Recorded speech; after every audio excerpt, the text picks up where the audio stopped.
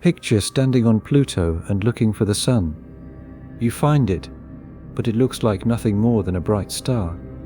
It gives light, but it gives no warmth. Pluto has an atmosphere too. New Horizons found it in 2015, a thin layer of nitrogen with haze high above the surface. So there is ground to stand on, something overhead you could call a sky, and even a kind of slow frozen weather. From a distance, it can sound like a place a person could go. It is not. On Earth, the planet does a lot of work we never think about. The air has weight, the ground holds heat, the sky blocks most of the radiation before it reaches us. Pluto does almost none of this. The sun is there but cannot warm you. The air is there but the body gets nothing from it. The surface sits at around minus 225 degrees, and the ground is not frozen water. It is nitrogen ice. So the question was never whether a person could survive the cold on their own. They cannot. The question is whether a sealed machine could hold a small piece of Earth together out there, while the cold, the thin air, and the weak sunlight all work against it. By the end of this video, you will understand what the weather on Pluto is really like, why most of it works against what a living body needs, and why the hardest part of surviving there may not be the cold at all. If you enjoy exploring questions like this with me, subscribing helps others find the channel too. Liking and sharing the video helps even more. Let's begin. The first fact most people carry about Pluto is also the one most likely to end the thought too early. Pluto is cold. NASA's planetary summaries put its mean surface temperatures down around minus 225 degrees Celsius. Once that number arrives, the mind wants to close the case. Nothing lives there, nothing survives there. The answer is finished. That answer is correct in the narrowest sense, and incomplete in the sense that matters for human survival on Pluto. Yes, an exposed human body would die there. The exposure problem begins immediately, before any slower engineering question has time to matter at all outside the wall. But the reason is not one clean dramatic event called cold. The reason is that cold on Pluto strips away an entire set of background favors that Earth normally gives without asking to be noticed. Here, when you step into winter, thick air still surrounds you. Oceans and rock have stored heat. Shelter can be reached by walking across ground built for human materials. Pluto removes that background. The cold is not a harsher version of a familiar season. It is a different kind of setting, one where the surrounding world gives the body almost no partnership. Start with the ordinary objects around a person. Plastics, lubricants, electronics, seals, gloves, boot joints, visor coatings, batteries, lines that carry water or air. On Earth, even in the high Arctic or on an Antarctic plateau, those objects exist inside a larger environment where the atmosphere still has weight and where heat can still be trapped, transferred, generated, and stored against a relatively generous planetary background. Pluto forces all of that into a far harsher contest. The air is too thin to help. Sunlight is too weak to matter much as outside warmth. The materials are being asked to hold their useful properties while the surrounding world tries to drag them far outside familiar ranges. That is why the cold does not sit politely in one column of the problem. It reaches into everything else. If a valve has to turn, temperature matters. If a seal has to stay flexible, temperature matters. If an emergency battery must discharge when something else has failed, temperature matters. If water must circulate, if a visor must stay clear, if an airlock must cycle without a mechanical hesitation that becomes a medical crisis, temperature matters.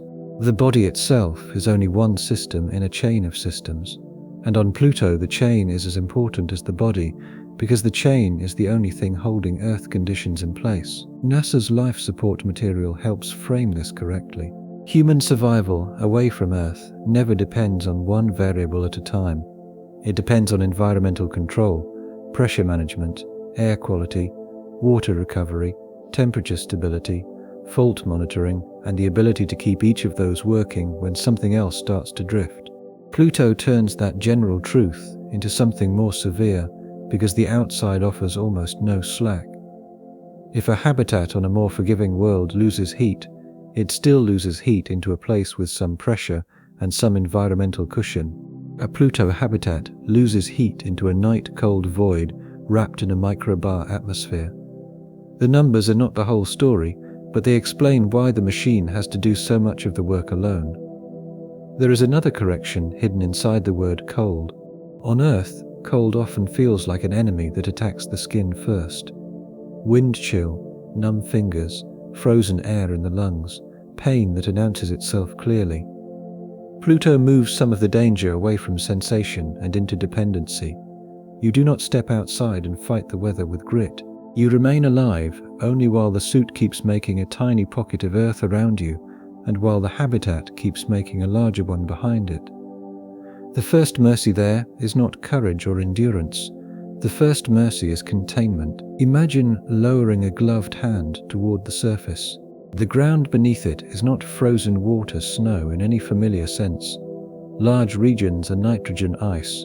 Methane and carbon monoxide also take part in surface behavior that would be strange at Earth conditions. The place still looks like a world. Many of its materials have slipped away from the categories human instinct relies on. That matters because engineering intuition is also a human instinct extended by tools. A calm plane and a quiet sky invite the mind to file Pluto under frozen and done. New horizons prevent that shortcut. The mission showed extreme cold, living beside haze, frost deposition, active ice, and evidence of movement. That combination turns Pluto from a one-sentence answer into a real survival problem. Cold is the door because it strips the fantasy away first. No exposed human survives. A habitat cannot be treated like a cabin in a remote winter. The subject has already moved into the language of sealed systems before weather has even entered the room. Once that language appears, the next question arrives on its own. What exactly is outside those walls? If Pluto really does have an atmosphere, what does that word mean on a world this cold? That is where the first easy intuition fails. Pluto has air. The body still gets no help from it at all. A useful way to hear the temperature is to ask what still works after the number has been spoken. A bare hand is an easy case. It fails. The harder cases are slower. A gasket must flex. A latch must close. A bearing must turn. A cable must bend after months in service. The survival problem moves from the body into every object the body depends on. The machine must keep its own materials usable while it protects the people inside it. NASA's human spaceflight material gives that problem a wider frame. Thermal control is never separate from air, water, power, or fault response. Heat has to be moved away from some parts and preserved in others. Electronics need operating ranges. Water must stay liquid where the system needs liquid water, yet external surfaces may sit in a cold that treats familiar material choices as temporary guesses. Pluto turns engineering into a constant act of translation between a human interior and an exterior where ordinary Earth assumptions no longer hold. We can picture it through one small delay. A crew member reaches for an outside tool after a repair has already run longer than planned. The tool weighs less in Pluto's gravity, but the joint feels reluctant. A heater draws more power. A glove loses a little dexterity. No single detail is the disaster. The danger is that many small thermal debts gather at once. The habitat must pay them before anyone can treat the next problem as normal. One more consequence follows from the cold. Emergency time shrinks.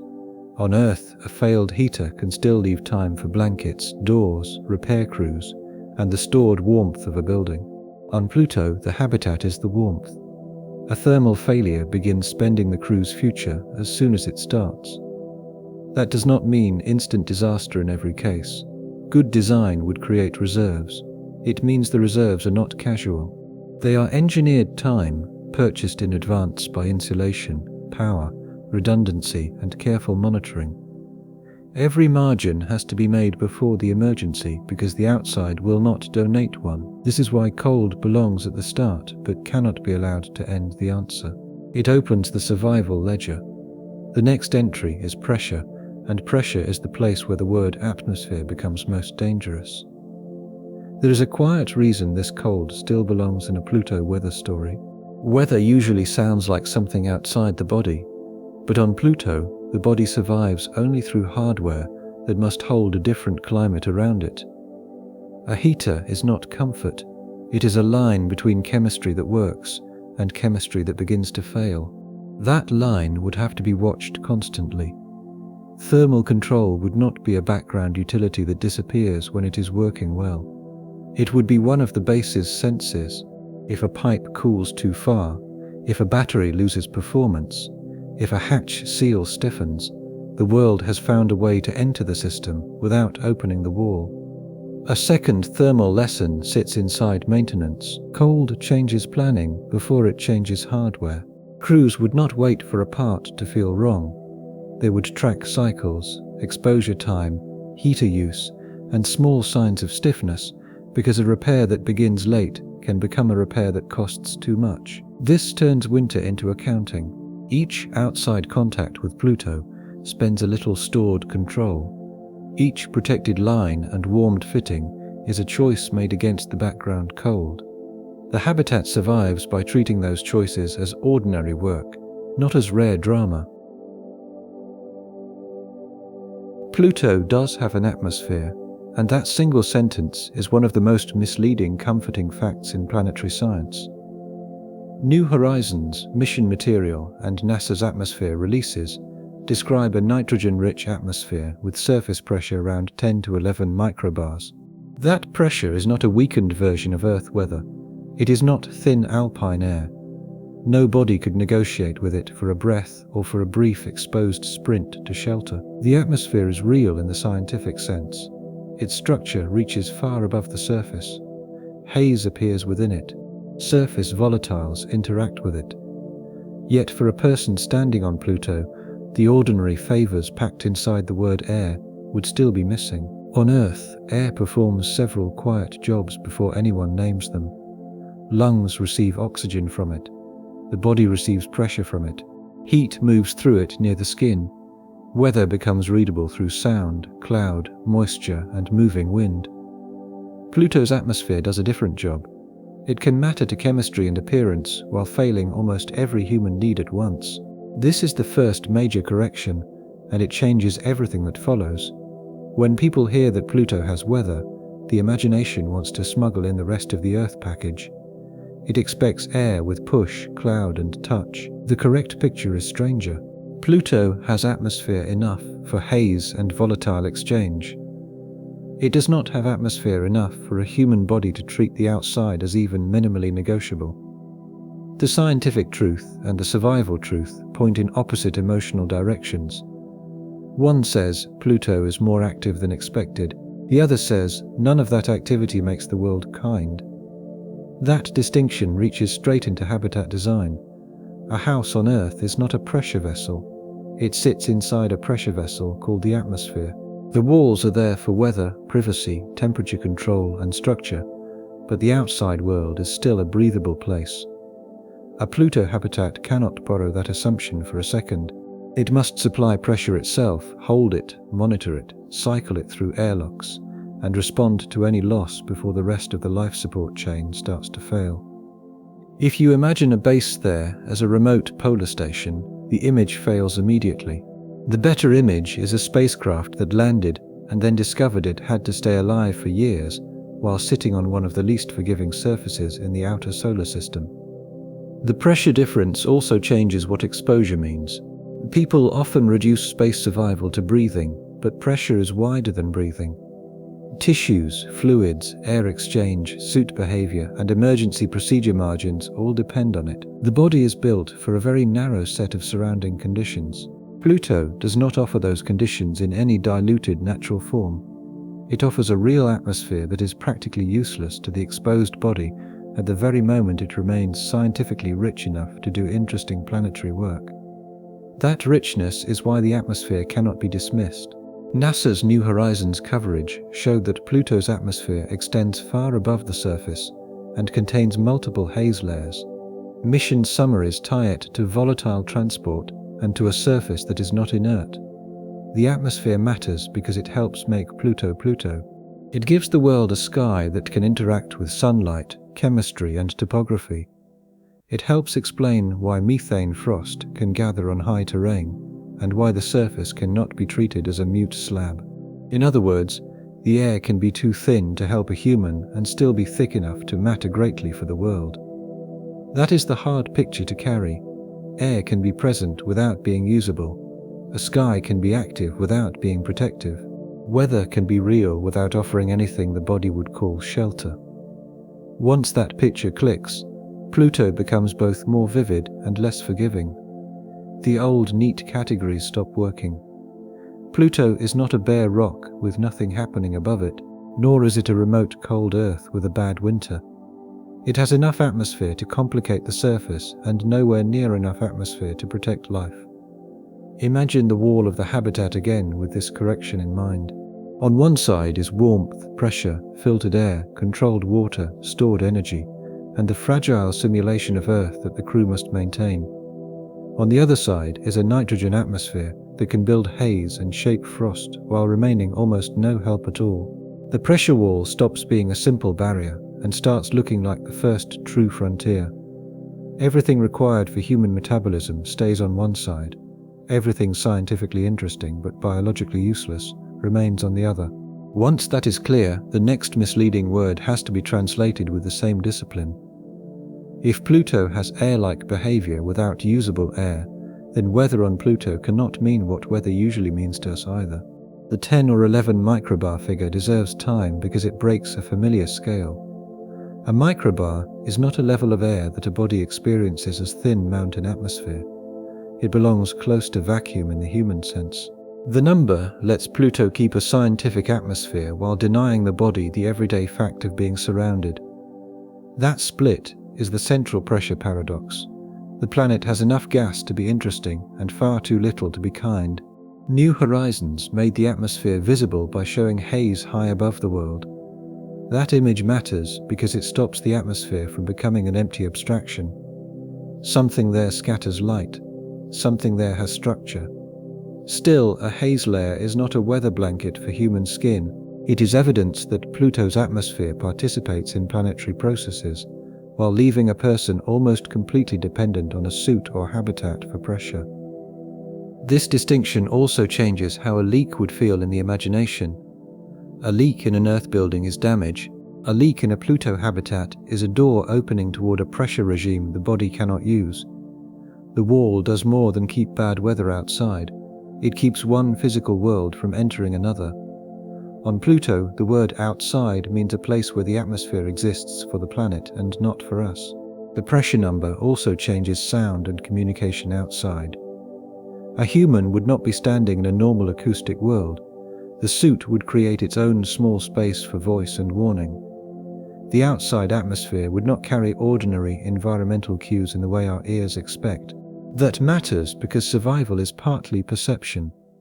A person can respond only to what the suit, instruments, and training make legible. This is why Pluto makes instrumentation feel like a sense organ. Pressure gauges, leak detectors, carbon dioxide monitors, thermal sensors, and suit telemetry would be more trustworthy than instinct. The atmosphere can be beautiful to cameras and almost silent to the body. The base survives by believing the instruments before it believes the old animal feeling that a visible sky means a usable world. New Horizons gave scientists a way to see Pluto's atmosphere from afar. A crew would need a way to live beside it without mistaking visibility for safety. That is the difference between planetary wonder and survival practice. Pressure also changes the meaning of time outside. A person in a suit would not be borrowing protection from the atmosphere for even a moment. The suit would provide the whole surrounding world that the body can use. Once that is clear, every exposed task becomes a limited appointment with a hostile pressure regime. The atmosphere remains useful to science, though. Instruments can study its haze, its escape, its temperature structure, and its exchange with the surface. The same gas that cannot help a person can help explain the planet.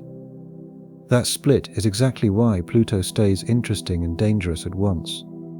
The pressure wall also changes emotion. A window could show haze and stars.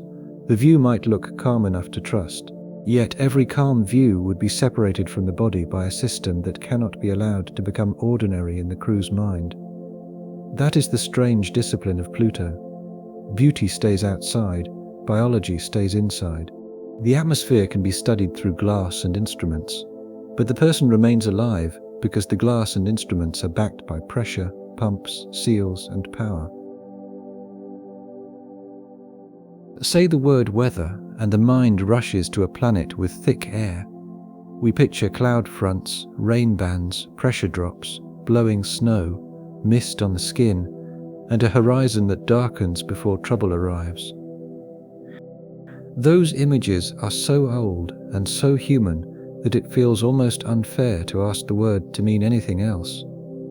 Pluto forces exactly that unfairness. The word weather is still useful there, but only if we change what we expect it to describe. New Horizons did not find a blank sky. NASA's mission material describes multiple haze layers above a world whose surface pressure remains tiny by Earth standards. The same evidence ties Pluto to volatile transport and active surface behavior. Haze is not decoration, it is process. Sunlight, atmosphere, and chemistry are interacting in a way the eye can eventually trace toward the ground. The sky is not an empty black lid over a frozen object. It is part of a system, even though that system would not feel like weather to human skin for a second. So the translation has to happen early. Weather on Pluto is exchange between sky and ground. Haze forms above the surface. Frost can gather where local conditions favor it. Volatile ice can move over time. In some places, the atmosphere may help grains shift across the ground. None of this gives the body a warm front, a breathable gust, or a sky it can read by old instinct. That difference matters because it keeps the survival question honest. The phrase ice storm on Pluto needs a planetary correction before it can mean anything useful. Pluto's storm is not one dramatic event moving across a dense atmosphere. Pluto's storm is the total field of slow, alien, weather-like processes that keep matter in motion while every human system tries to keep itself sealed off from them. The trouble is not that the world suddenly becomes violent in one familiar way. The trouble is that the world never becomes simple enough to ignore. A dead world would make the engineering cleaner.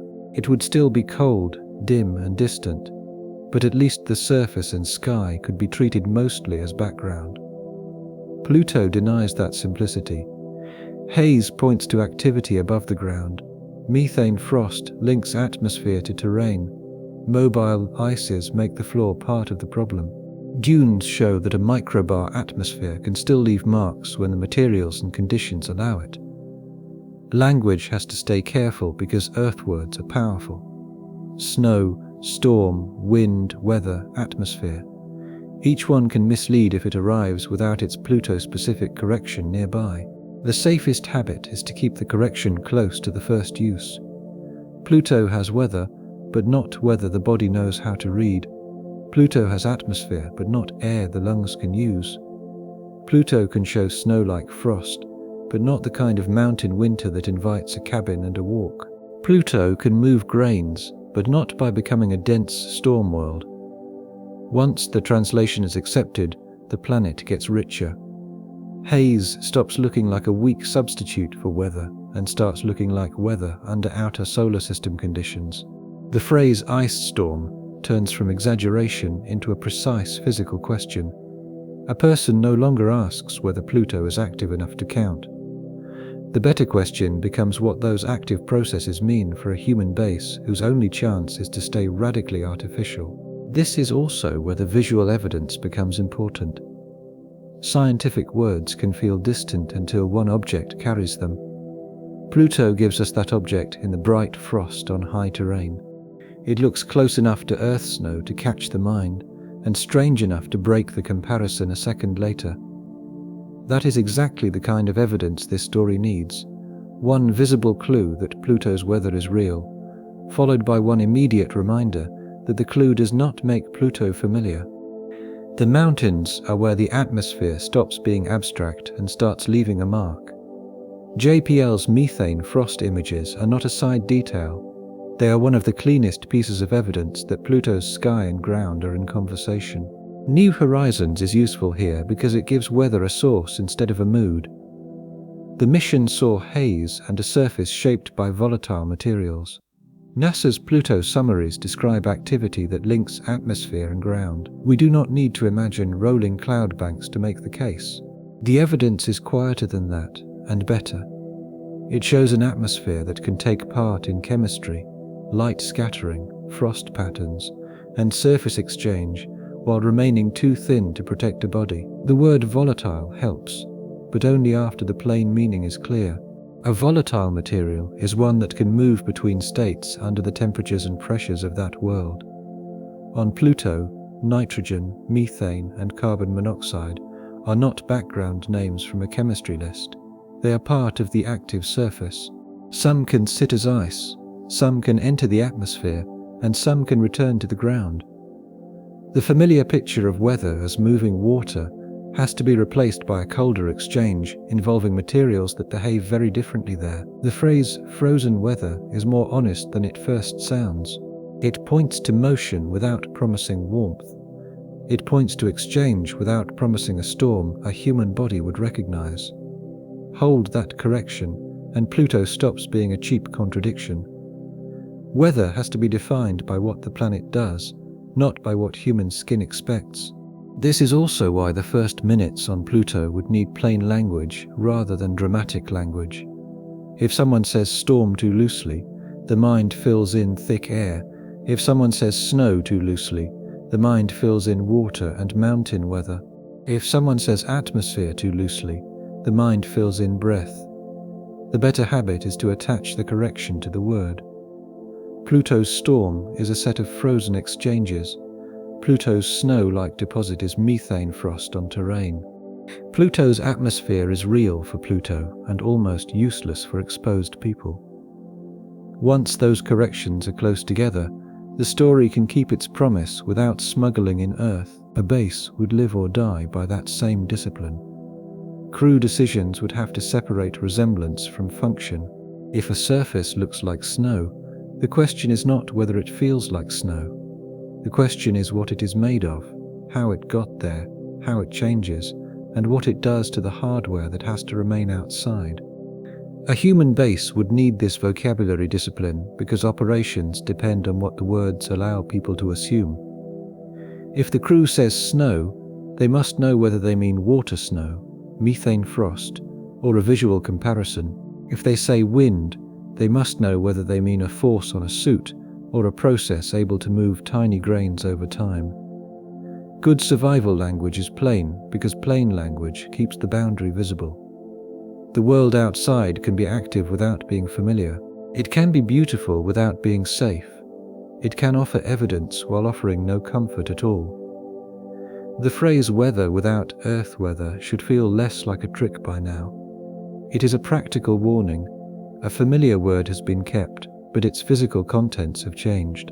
On Pluto, the word points to material exchange rather than human comfort. That distinction protects the whole question. It lets the frost be beautiful and still dangerous. It lets haze be evidence and not shelter. It lets Pluto stay sharp without turning into a fake Earth. There is also a first listen reason to keep returning to the body. If you were standing there without the machine, none of this subtle definition would save you. The weather could be scientifically real and still arrive as almost nothing the skin can use. That keeps the promise honest. We can be curious about haze and volatile exchange without turning them into help. Pluto's activity is the mystery. Its refusal to support life is the survival answer moving underneath the mystery. Some of the most seductive Pluto images work by borrowing an Earth memory and then breaking it. You see a high ridge catching bright frost. The mind fills in the rest before it has permission. Snow, mountain weather, a cold range under a distant sky. JPL used that resemblance carefully when describing methane snow or snowcaps on Pluto's peaks, because the comparison helps us approach the evidence. There is visible deposition on high terrain.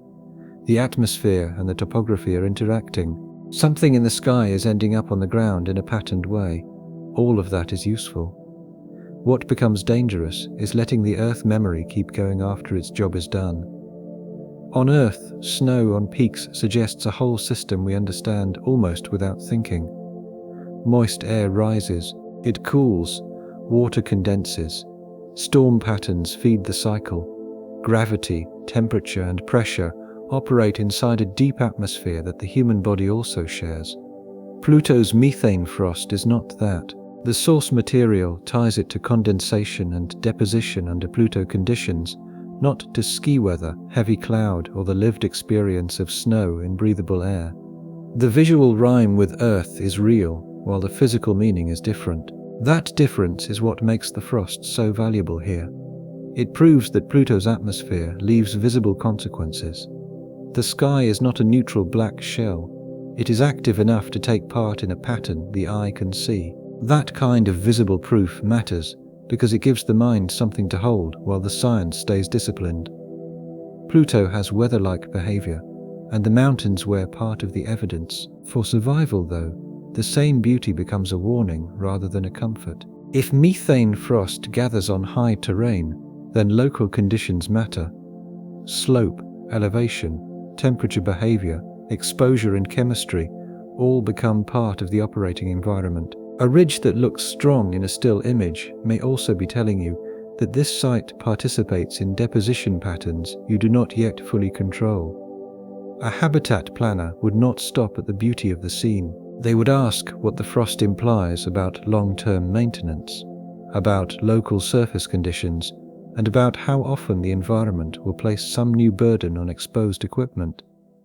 That is the correction Pluto keeps delivering. On Earth, a beautiful mountain range can still be dangerous, but it exists within a world whose general physical rules match the body's. On Pluto, the same image becomes part of an alien system. The deposits are not evidence of hospitality. They are evidence that the atmosphere is doing work in a place where the atmosphere remains nearly useless to life. The frost does not make Pluto more welcoming. It makes Pluto less dead and so more complicated.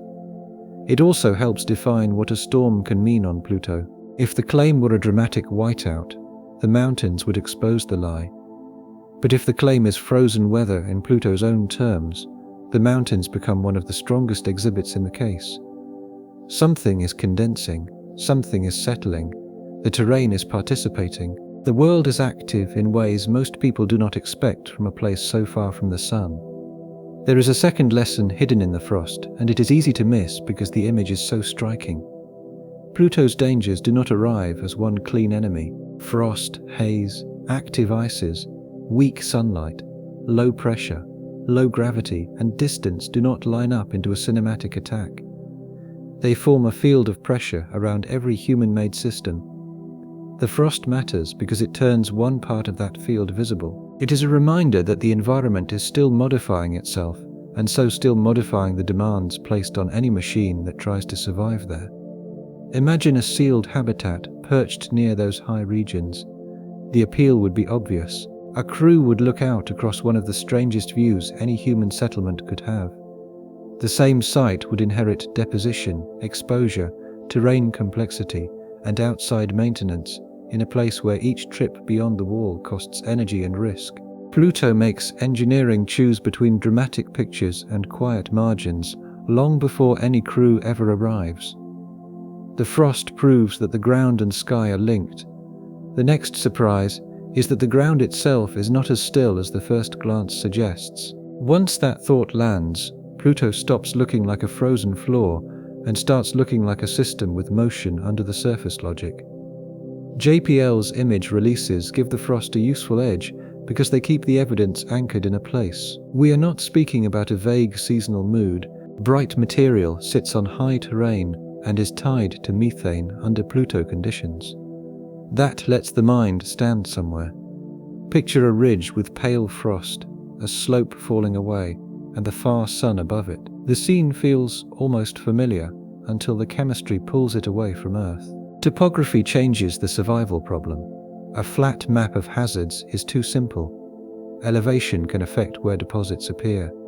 Equipment may face different exposure from one site to another. A site with a clean view or strong scientific access may sit inside a pattern of frost and temperature behavior that increases outside work. Pluto does not have to bury a base to make that matter. A repeated coating on the wrong surface can spend power and crew attention, and so can a sensor that needs cleaning before the next task begins. This is also a good place to separate romance from evidence. Snow on mountains sounds beautiful because Earth taught us to hear it that way. On Pluto, beauty is not evidence of comfort. The methane frost is beautiful because it is a trace of an active system. For a habitat, that same trace is a warning that the environment writes on the surface and will keep writing whether the machine is ready or not. Methane frost also gives the eye a scale for patience. It does not need to arrive as a storm to change the surface. Deposition can be slow and still make a pattern. A high region can collect a clue over time while the air remains almost empty by human standards. That is a useful survival lesson. Human danger often sounds like speed. Pluto teaches a slower form.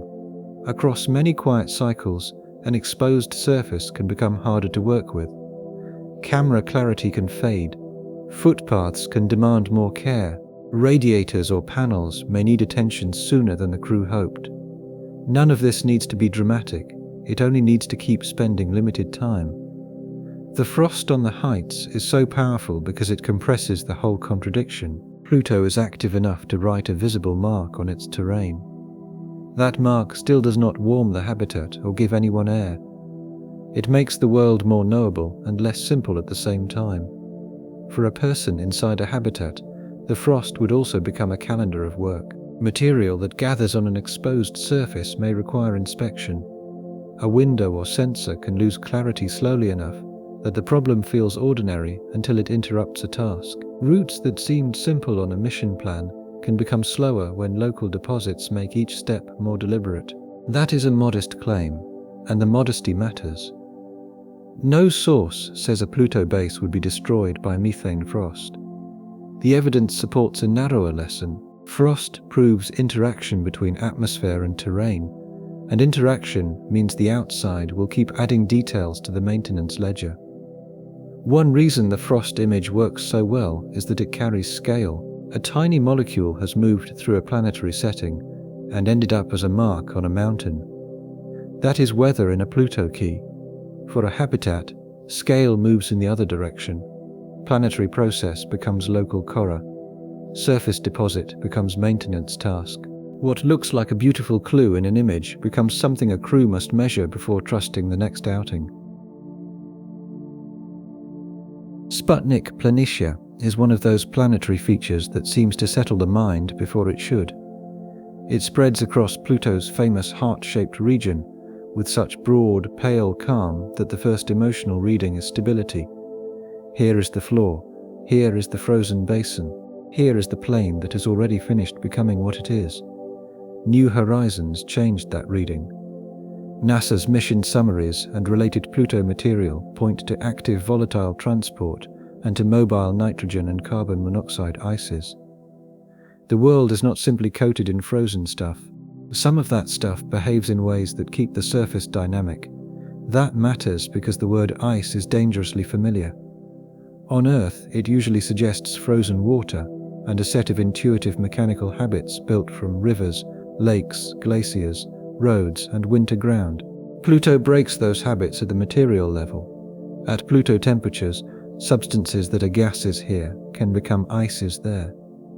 A plane that looks quiet from orbit may so conceal behavior that is very different from the behavior our everyday category of ice implies. The appearance is familiar enough to tempt the mind. The physical reality is far stranger. For survival, the key point is not spectacle. The key point is trust. A habitat needs ground that can be understood, anchored to, heated around, and maintained over time without too many surprises. On a static frozen world, you would still have a brutal environment, but at least the floor would mostly be trying to stay the floor. On Pluto, the evidence for active ices says the surface is part of the problem. Foundation choice becomes partly a question of planetary process. Long-term stability becomes something to investigate rather than assume. This is where Pluto again becomes harder than a dead world. A dead frozen object would still be an engineering nightmare because of cold, distance and power. But it would be a quieter nightmare. Pluto adds another demand. It asks the crew or the planners to understand that the ground beneath them may belong to slow cycles, to changing volatile behavior, and to patterns that look peaceful at one timescale while remaining active at another. Human systems often fail on margins that seemed acceptable until time exposed them. Pluto offers very little room for that kind of optimism. There is also a more subtle shift in imagination here. The farther away a place is, the easier it becomes to treat it as simple. Distance collapses detail. Cold suggests stillness. Stillness suggests that most of the problem can be solved by bringing enough equipment. New Horizons is the reason that shortcut no longer works. Pluto is far, cold and deadly, but it is not still. That means a base cannot be discussed as though it rests on inert scenery, while all the real action happens inside the walls. Picture what a habitat asks of its site. It needs support. It needs predictable mechanical behavior. It needs access routes that do not become harder in ways the planners fail to anticipate.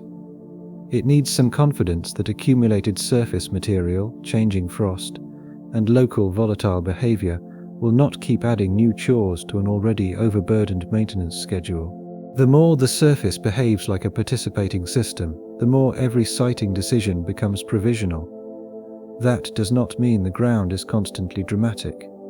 Pluto does not need daily spectacle to create risk. Slow movement is enough. Seasonal transport is enough.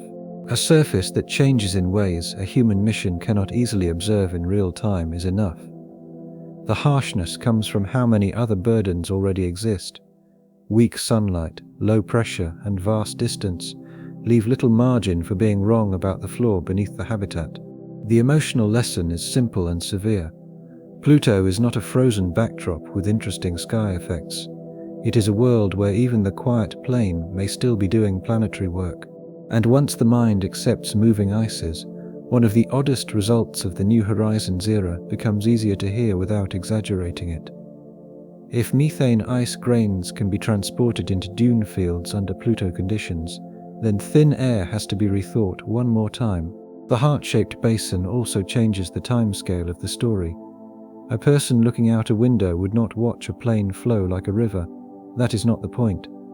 Planetary surfaces can be active on scales too slow for daily perception and still shape the safest place to build. Slow motion is still motion when a habitat is expected to last through years of maintenance, repairs, and repeated external operations. Nitrogen ice is central to that correction. The phrase sounds simple until we remember that nitrogen is the main gas in Earth's air. On Pluto, it can be a surface material. That one change is enough to unsettle common sense. The ground is made partly of things that belong to the sky in our normal life. A base placed on or near such materials would need to respect the local physics rather than trust the look of a frozen plane. There is no need to invent exact failure stories to make this serious. The honest claim is enough. Active, volatile terrain means siting and anchoring are not decorative questions. Engineers would need to ask where the ground is stable, where material may accumulate, where heat from the base might create unwanted changes, and where access routes can stay usable. Each answer would carry uncertainty because Pluto has been visited closely only once. The mission gave us a first map, not a handbook for living there. The surface motion also changes how we imagine maps. A map freezes a place into a picture. A habitat has to live with a place after the picture has been taken. On Pluto, that difference matters because some of the materials on the map belong to active cycles. A planner would want repeated observation. They would want to know which regions are young, which surfaces are stable enough, and which apparent smoothness hides slow behavior. The research pack does not claim we can answer all of that for a real base. It says the questions are unavoidable once New Horizons removed the dead world shortcut. For a real survival problem, that is enough. Pluto's plane does not have to open under the habitat to become a survival issue. It only has to make the chosen ground harder to trust without long evidence. When every repair is costly and every spare is precious, trust in the ground becomes part of life support. The safest surface would probably be the boring one if Pluto allowed such a thing. Yet even boring ground would need evidence behind it. A flat view from orbit is not enough. Planners would want repeated images, temperature understanding, and some confidence about volatile behavior across seasons. This is where New Horizons both helps and humbles us. It revealed Pluto as a specific world rather than a blank dot. It did not give the centuries of local observation that a real settlement fantasy would need. The gap between first map and lived ground is part of the survival story. The active plane also changes the meaning of patience. A crew might not see change from day to day. Still, the base has to be built for a world whose materials are not frozen into permanent obedience. That is a hard kind of uncertainty. It does not shout. It asks for boring evidence over time. Repeated measurements, cautious sighting, and conservative assumptions become the price of treating the ground as part of life support. The ground also asks for patience from the imagination. A human eye wants action. Planetary evidence often arrives as pattern, youth, texture, and shape. Pluto's surface teaches that quiet evidence can still change a survival question. If a base needs decades of confidence, then slow processes matter. The issue is not whether a person sees the ice move. The issue is whether the chosen site behaves well enough for the machine to keep trusting it. Dunes come with a story built into their shape. Even before you know the details, the eye reads repetition, alignment, and the long patience of motion. On Earth, the story is familiar. Air pushes grains. Grains accumulate, slip, and settle. A pattern emerges from many small acts of transport. That is why the report of dunes on Pluto feels so counterintuitive. Pluto's atmosphere is measured in microbars. It is useless for breathing, and nearly useless even as ordinary thermal help. Yet the science paper on Pluto's dunes argued that methane ice grains could be mobilized by typical Pluto winds. That result does not make Pluto stormy in the way the imagination first wants to hear it. It does something more valuable. It destroys a lazy threshold in human thinking. We like to imagine that if air is too thin to help the body, then it must also be too thin to matter physically in any interesting way. Pluto says no. Human scale need and planetary scale process do not share the same limit. Almost nothing is not the same as zero. This matters because dunes turn an abstract atmospheric correction into a visible surface consequence. The atmosphere is still far too thin to save you, warm you, or carry familiar storm systems. But under Pluto conditions, it may still help move grains across the ground. That does not create a human blizzard. It creates a better understanding of what weather can mean on a distant icy world. Motion can be real even while the air remains biologically hostile and operationally unreadable. For the survival question, dunes are one of the best ways to keep curiosity alive without cheating. We hear microbar atmosphere and tend to picture stillness. The evidence answers with shape. Something happened here, something was moved. That single correction enlarges the whole world. Pluto is not simply haze above and frost on peaks. It is a place where even the near vacuum sky may still leave a signature on the ground. For survival, the meaning is narrower but sharper. Dunes do not say that human beings would be battered by great wind. They say that exposed equipment may live in an environment where the surface is not as passive as it looks. Grain movement matters because moving material can abrade, accumulate, interfere, obscure, and complicate. Once again, Pluto does not need cinematic violence to become operationally difficult. It only needs enough real process to keep adding small burdens to already fragile systems. Here, the safer path is to trust the truth instead of adding drama. A grain of methane ice moving under Pluto conditions is already strange. A field shaped by repeated transport in a microbar atmosphere is already enough. Turning that into a sandstorm with thick air would make the story louder and much less interesting. The real surprise is that the world can remain almost silent to the body and still stay active enough to rearrange its own surface. There is a deeper discomfort hiding here too. Earth weather announces itself in ways organisms evolved to notice. You hear it, you feel it, you change behavior almost without thinking. Pluto's weather would often do the opposite. It would be easy for a human mind to underestimate because so much of it happens outside the scale of ordinary bodily reading. Frost can matter without looking like danger. Grain transport can matter without sounding like wind. Haze can matter without becoming cloud. That makes the whole environment harder to live with, because the environment never presents itself in the language our bodies were built to trust. And yet none of this helps with the most punishing entry on the ledger after pressure. Pluto may move grains and gather frost, but the sun is still only a small, hard point in the sky. All the activity in the world does not make the outside generous in energy. The science Dune paper is powerful because it forces two scales to coexist. At human scale, Pluto's air is almost no help. At grain scale, under the right conditions, it may still take part in motion. The same atmosphere can be useless to lungs and still useful to methane particles. That is not a contradiction. It is a reminder that survival and geology ask different questions of the same gas. We can picture a field of small ridges where the pattern itself is the witness. No roaring wind is needed. No thick storm has to be smuggled in. The shape says that material has been organized by repeated movement. The claim remains narrow, but narrow does not mean dull. It is stranger to imagine a near-vacuum world quietly arranging grains than to force it into an earth sandstorm it cannot support. For a base, this adds another maintenance category. Fine material does not have to fly violently to become unwelcome. It can settle, cling, shade, scratch, or interfere.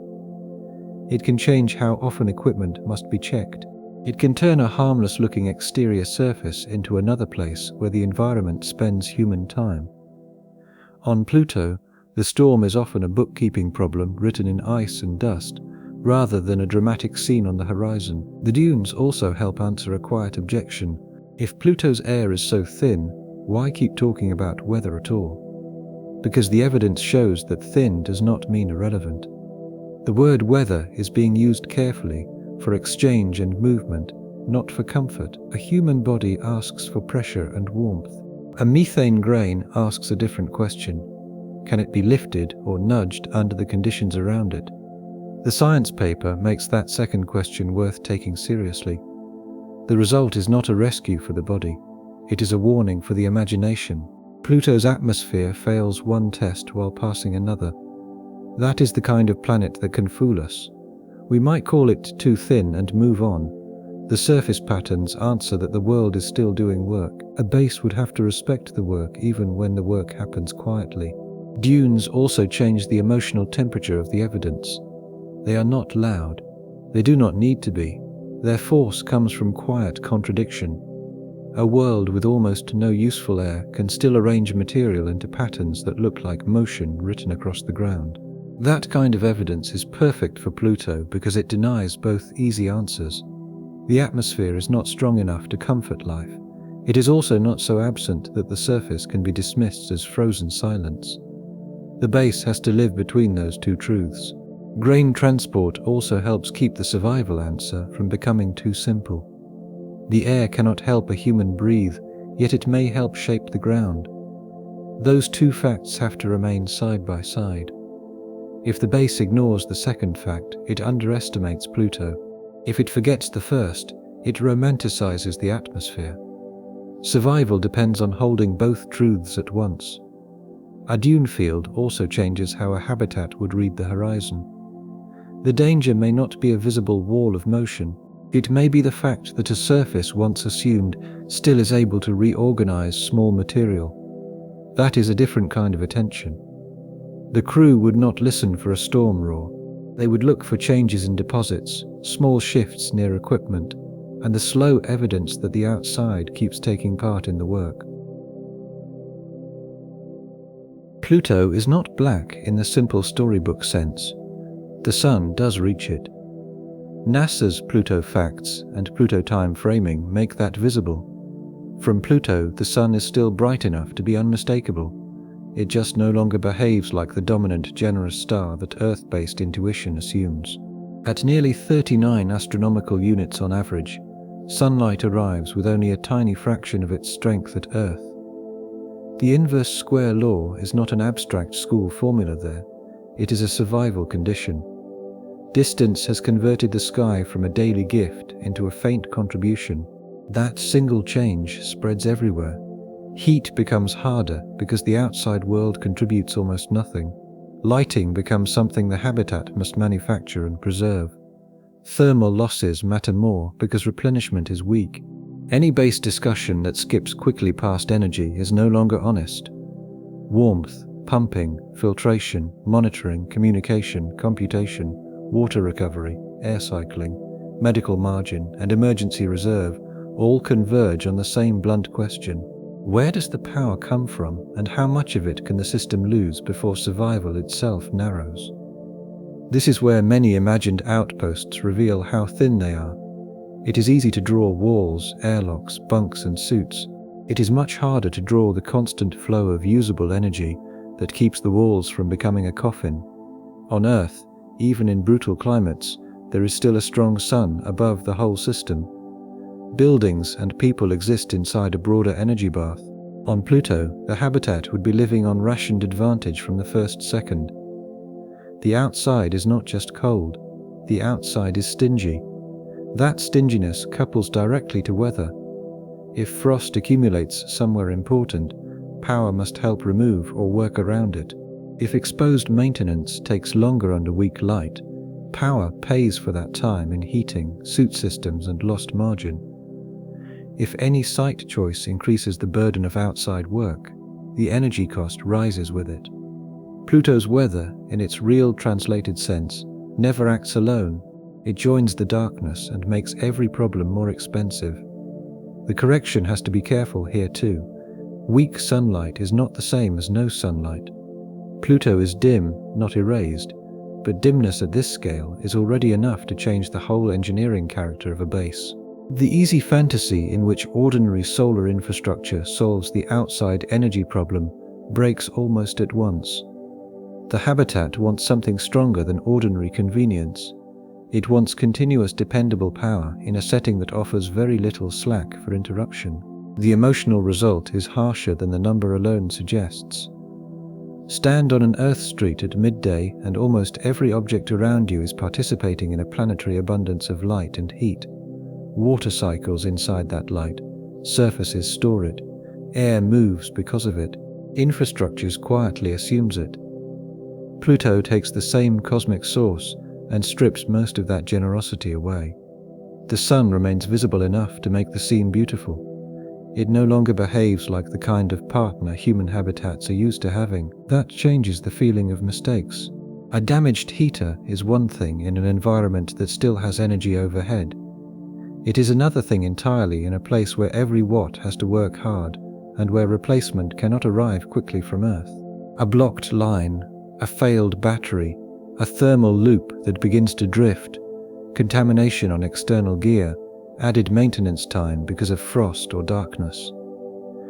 None of these needs to become striking to be serious. They become serious because the whole system already lives near a harsher edge. Even then, power does not settle the ledger. Once the mind accepts that Pluto is cold, air-poor, weather-active in strange ways, and dim beyond ordinary human habit, another apparent advantage tries to enter and soften the verdict. The surface gravity is tiny. Perhaps that helps enough to matter. It helps in some narrow mechanical ways. It does not repair the deeper problem. Pluto time gives a useful human doorway into the power problem. NASA's tool lets people find a moment on Earth when the light resembles noon on Pluto. That comparison matters because it avoids a false picture. Pluto is not in absolute darkness. A person could see. The trouble is that seeing is not the same as running a habitat. Biology and machinery ask for more than enough light to cast a shadow. The inverse square law turns distance into a daily operating fact. move far from the sun, and the same panel area receives far less energy. A mission planner might choose nuclear power or some other strong source, but the survival problem does not require an exact plant design. It requires the reason ordinary solar confidence weakens: heat, pumps, computers, air processing, water systems, medical equipment, suit charging, communications, and emergency reserves all compete for dependable energy in a place where outside help is faint. This also changes the emotional meaning of the sun in the sky. On Earth, sunlight feels like abundance even when weather hides it for a while. At Pluto, the sun becomes a precise reminder of distance. It is visible enough to make the surface readable, yet weak enough that the base cannot count on it as a generous partner. The light is present, the margin is not. There is another power problem hidden inside routine comfort. Humans need light inside the habitat for work, health, and orientation. Machines need heat in the right places and cooling in others. Instruments need stable conditions. Food systems, if any existed, would need far more controlled energy than a bare survival shell. Those needs do not wait for an emergency. They repeat every hour. A power plan on Pluto is not mainly a heroic backup for rare disasters. It is the daily permission for ordinary life to continue. The weaker the sun becomes, the more ordinary life has to be manufactured from stored or generated energy. That makes energy the bridge between planetary science and human scale. NASA's Pluto time lets us picture the light. The habitat ledger asks what that light can actually pay for. The gap between those two answers is where the survival problem lives. Power would also shape every choice about science. A rover route, an external instrument, a drilling attempt, a communication session, and a habitat repair all draw from the same basic survival account. The question is not simply whether there is enough energy in theory. The question is what the crew must give up when one task runs longer than expected. That makes weak sunlight a discipline problem as well as a physics problem. The base would need to spend energy in ways that leave tomorrow intact. Pluto does not forgive waste by offering a warm afternoon or a nearby repair shop. Each watt belongs to a future margin. A power system would also decide how bold the science can be. The best measurement is not automatically the measurement worth taking tonight.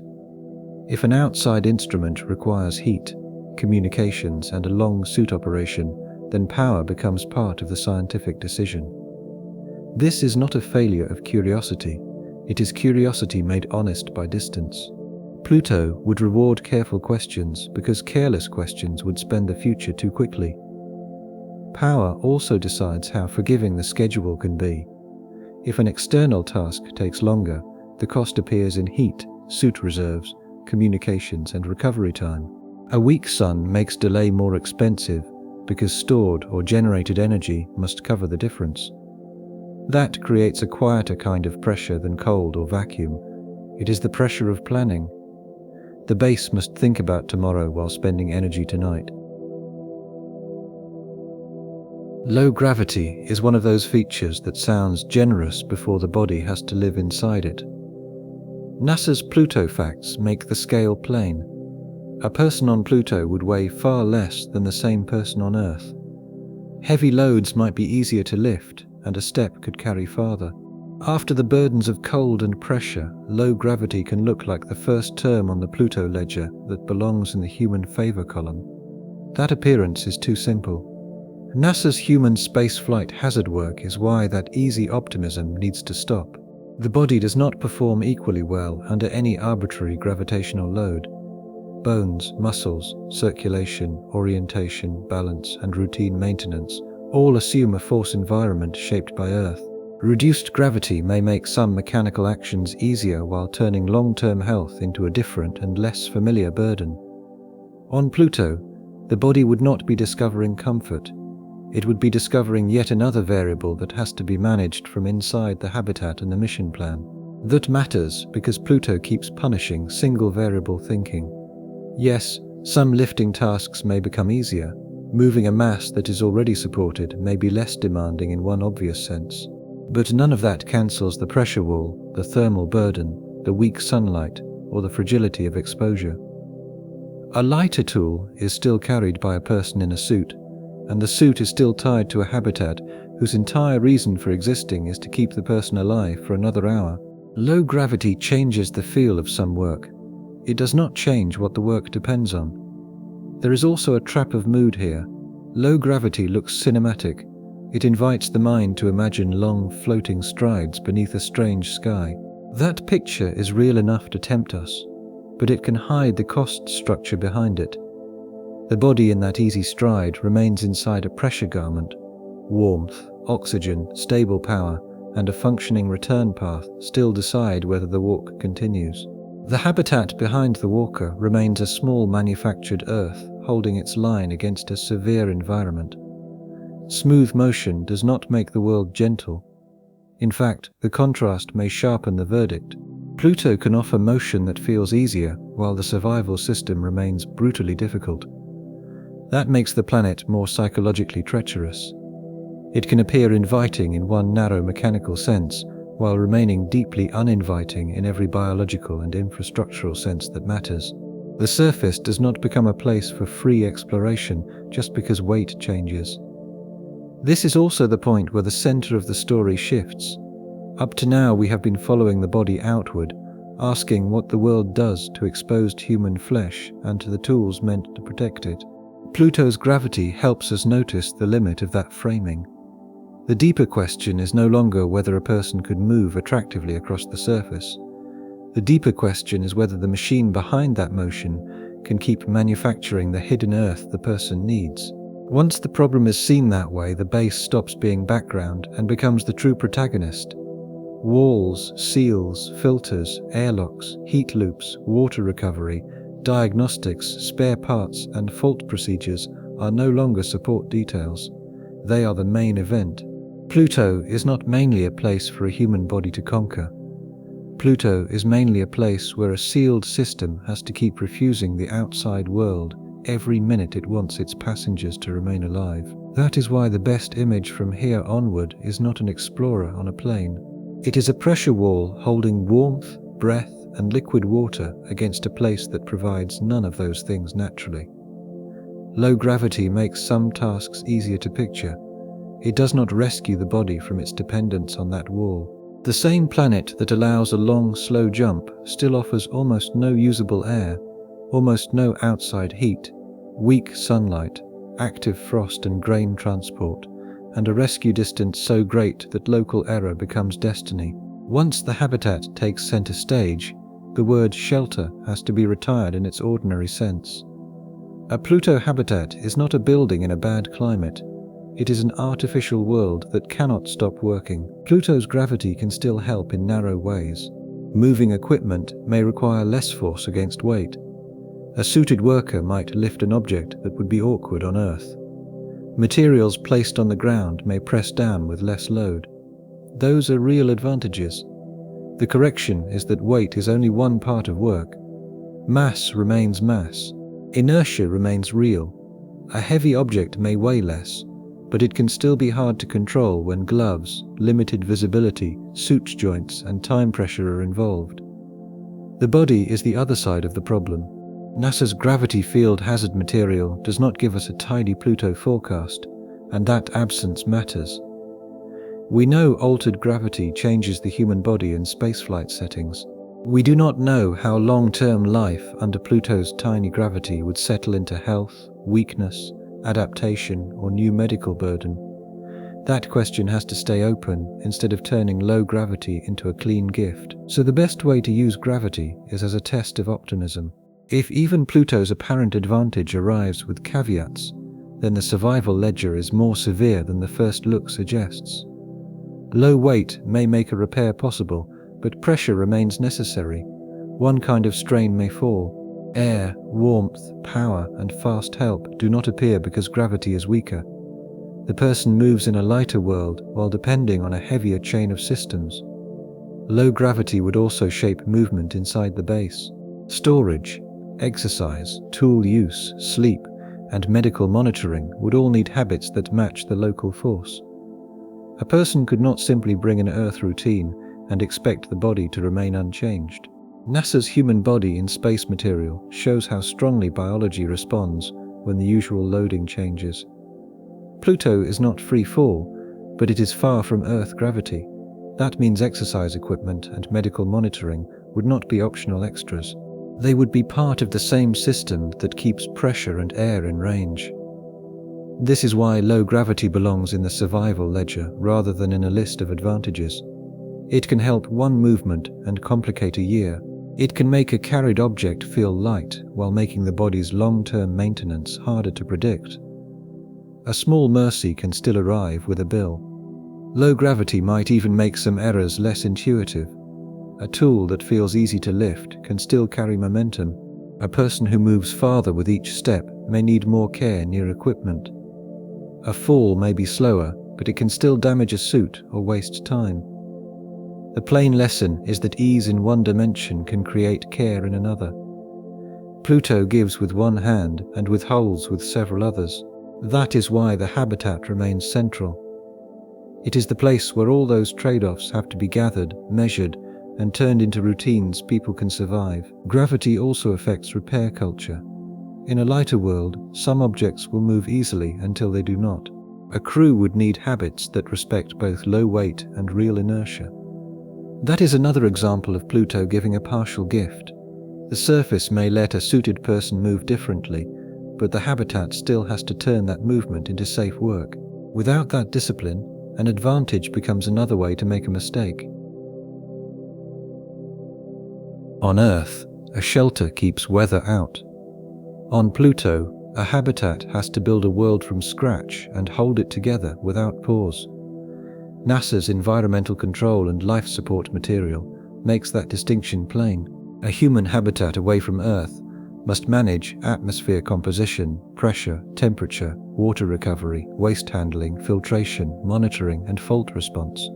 On a world like Pluto, those functions are not luxurious infrastructure layered on top of a survivable environment. They are the entire difference between life and immediate failure. If one subsystem drifts, the outside does not offer a softer landing. It offers vacuum, cold, darkness, and time pressure. That is why the word base can mislead. Base sounds like a place on a world. It suggests some stable partnership with the local environment, a point from which operations spread while the planet itself still does most of the planetary work. A Pluto habitat would be closer to a landed spacecraft that has lost the option of quick retreat. It sits on the ground, but it never joins the ground. Its job is to keep refusing Pluto at every boundary. Think about the invisible services Earth performs for every building. Pressure already exists, breathable air already exists, water exists in usable form somewhere in the broader system. Waste can leave one room and still remain inside a larger biosphere. Heat may be hard to maintain in winter, but the outside is not a near vacuum waiting to punish every leak. Fire response, humidity control, and repair all happen inside a planet that keeps supplying the basic background. Pluto removes that background and demands that the habitat rebuild it in miniature. So warmth becomes machinery, breathable air becomes machinery, water becomes machinery, waste stability becomes machinery, fire safety becomes machinery, medical margin becomes machinery. The wall is not a passive separator. It is part of an ongoing argument against the environment. Pressure, filters, pumps, diagnostics, and airlocks are not accessories to habitation. They are the habitation itself. That changes how failure feels. On Earth, a clogged filter or a damaged seal can be serious while the larger environment still remains inhabited and breathable. On Pluto, those same categories touch the core of continued biology. A filter helps make the atmosphere. A thermal fault reaches into metabolic stability. A weak seal is more than a housing defect. It can begin a chain of pressure loss, power drain, frozen lines, contaminated air, and dangerous outside repair. Pluto also makes redundancy more expensive and more necessary. At this distance, you do not assume a spare can be sent quickly. You do not assume expert hands will arrive if the local team cannot solve a problem. The spare parts inventory, the repair skill of the crew, the diagnostic capacity of the habitat, and the conservative discipline of its procedures all become part of the life support system. Help is not a service waiting somewhere beyond the wall. Help is what the habitat already brought with it. This is where Pluto's weather stops being an interesting poetic feature and becomes a class of operational pressure. Haze, frost deposition, active ices, and grain transport matter because they create conditions in which the habitat must remain reliable. The environment does not need to produce one striking storm wall to threaten the system.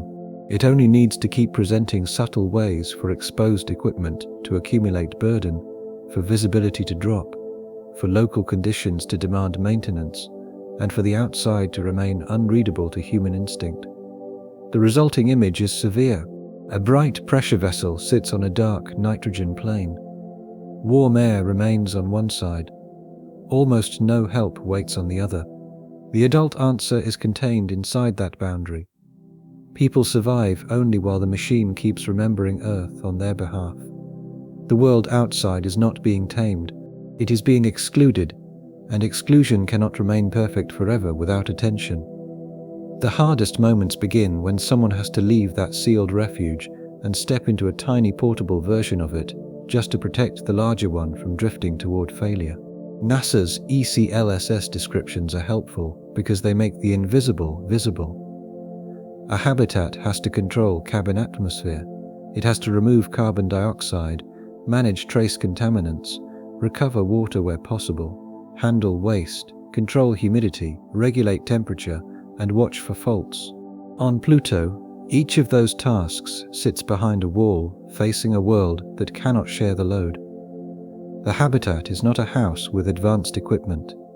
It is the equipment with rooms inside it. Fire safety gives one plain example. Fire in a sealed habitat is not simply the presence of flame.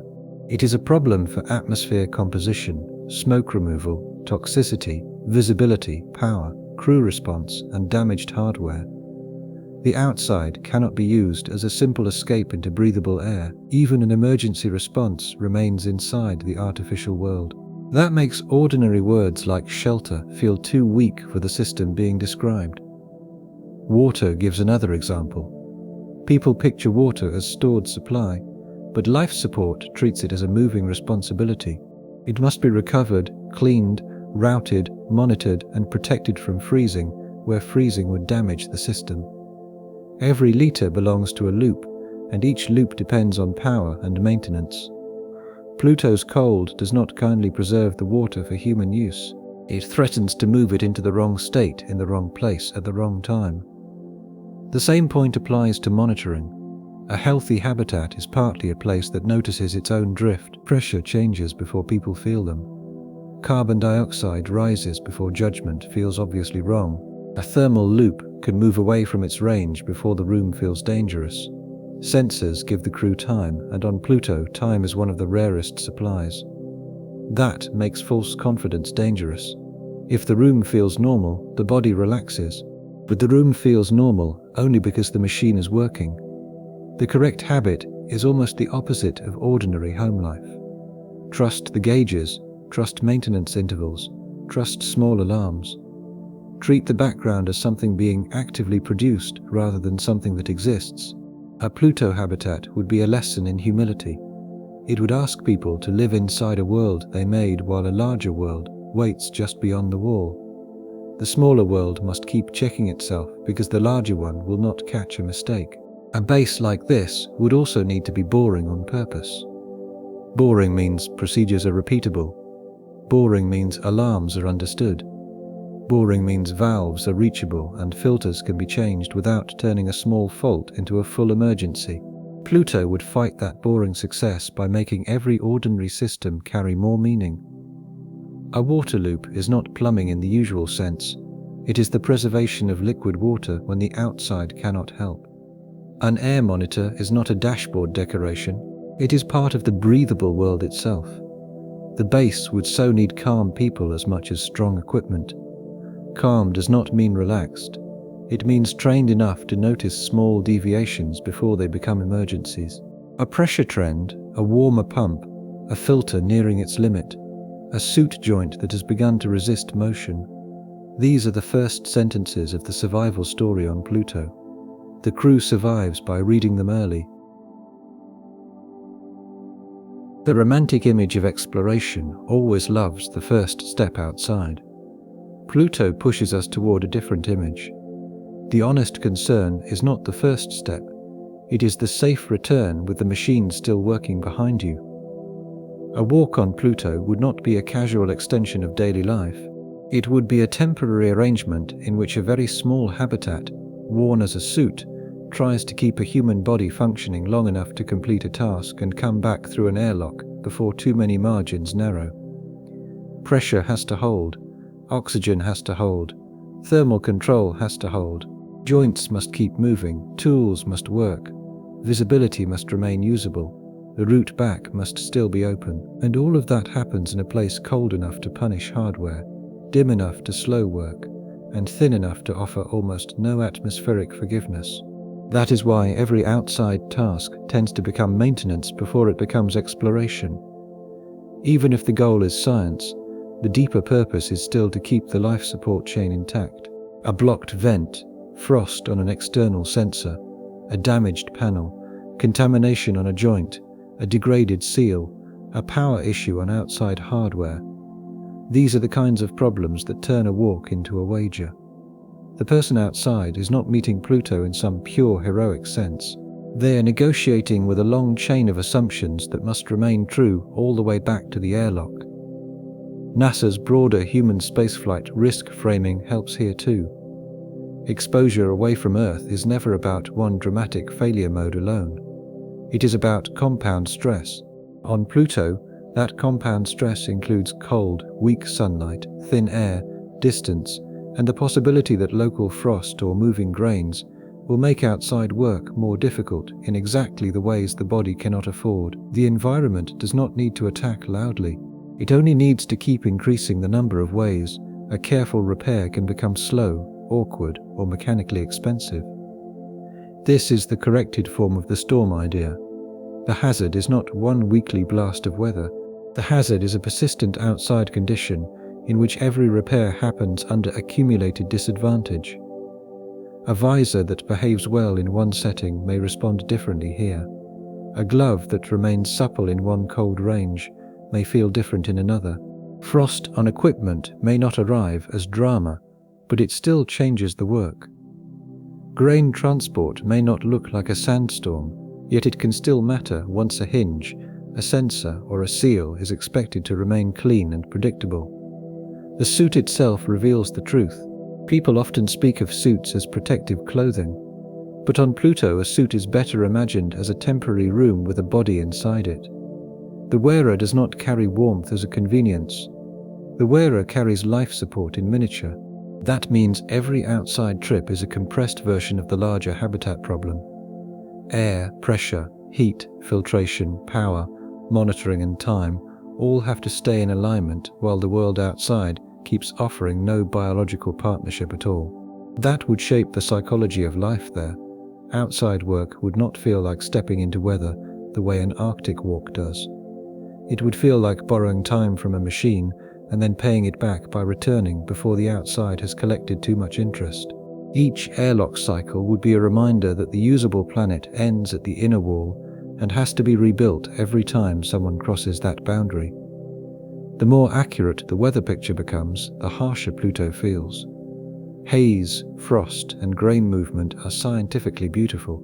Operationally, they are additional things the machine must keep living through. The environment does not have to produce one memorable catastrophe, because it can keep generating small frictions that multiply the maintenance burden.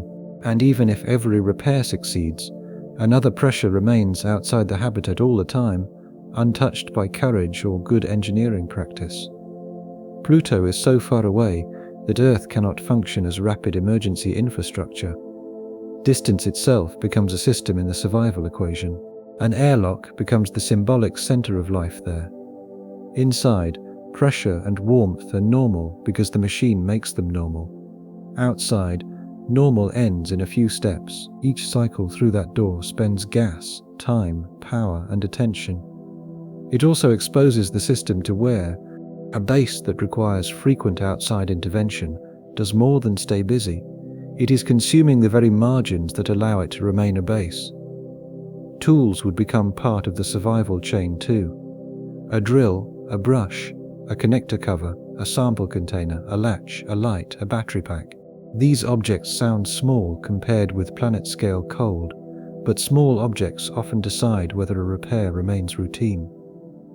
If a tool cannot be gripped cleanly, if a connector has frost where it should not, if a battery falls below its useful range, the outside work stretches. Time outside is not neutral, it is paid for by the suit and by the habitat. This turns exploration into a rhythm of restraint. We can imagine crews wanting to visit frost fields, inspect dune-like patterns, and cross the pale plains for science. The survival logic keeps pulling them back to the same hard rule. Every step away from the wall must justify the risk it adds to the wall. Pluto is worth studying enough to tempt movement. It is hostile enough to make restraint part of the science. Even the safest outside walk would carry a countdown. Some of that countdown would be literal, in oxygen and battery margins. Some would be softer, in fatigue, attention, and the growing cost of a delayed return. Pluto's cold and dim light would not have to be violent to make that countdown feel real. A suited worker might spend the first minutes on a repair calmly. Then a fastener resists. A tool has to be warmed or swapped. A surface does not look the way it did from inside. The task is still possible, but its time budget has changed. In a setting where the suit is a tiny habitat, time is a material, not a mood. That is why every walk becomes part of maintenance even when the goal is exploration. The crew gathers science only by keeping the access system alive. Airlocks, suits, heaters, batteries, routes, and return procedures are the true field gear. Pluto lets people look outward only while the machinery keeps its inward promise. Even science sorties would be judged by their maintenance cost. A sample from a frost field may be valuable. So is the ability to return with the suit, tools, and airlock in clean condition. The outside task and the inside recovery are one operation. That makes the old explorer image feel incomplete. The heroic moment is not standing on the plane. The heroic habit is returning early enough, logging the wear honestly, cleaning the equipment, and leaving the system stronger rather than weaker for the next task. On Pluto, survival favors discipline over drama.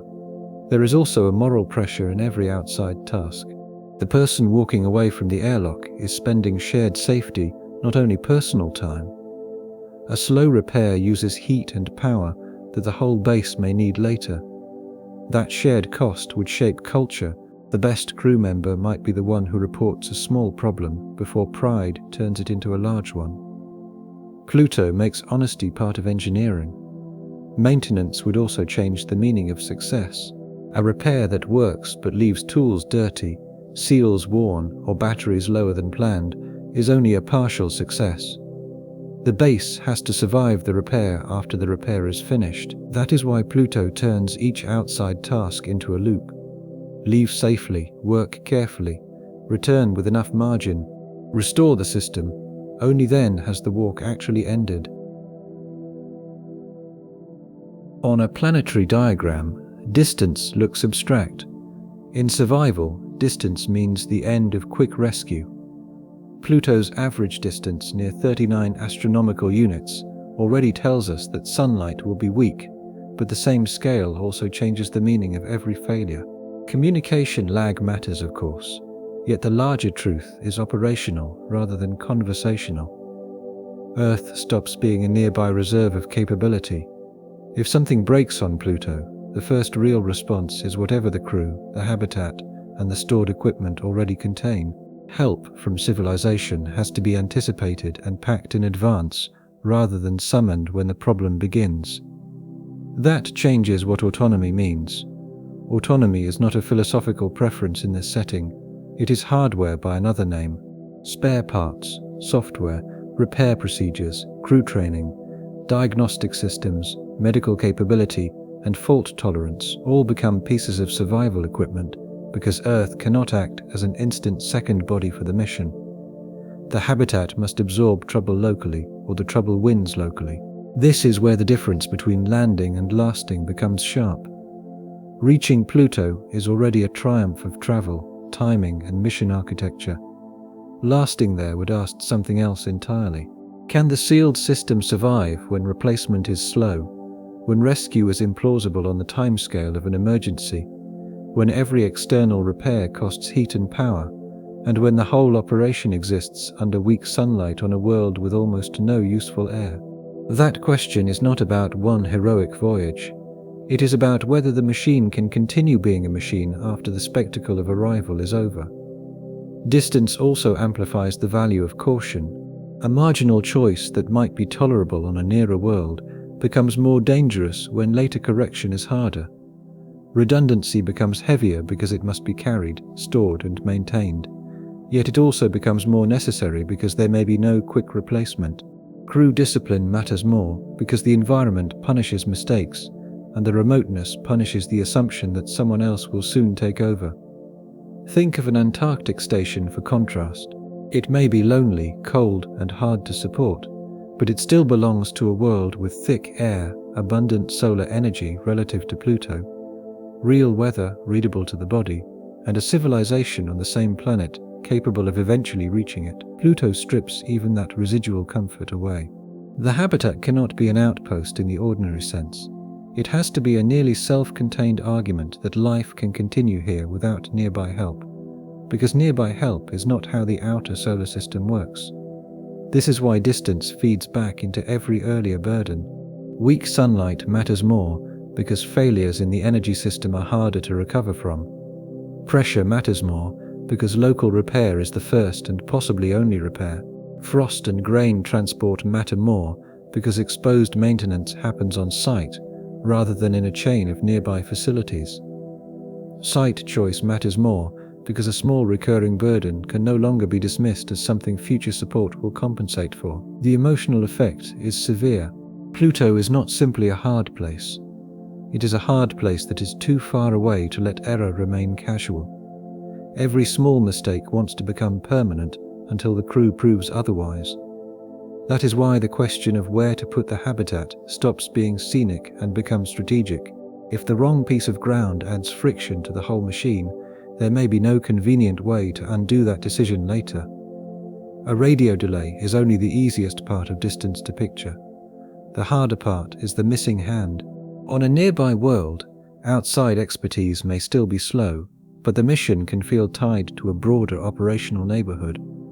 At Pluto, the crew must assume that the first response, the second response, and the backup response are already on site. Instructions from Earth may help thinking. They cannot replace a missing part or put a suited technician beside a failing pump.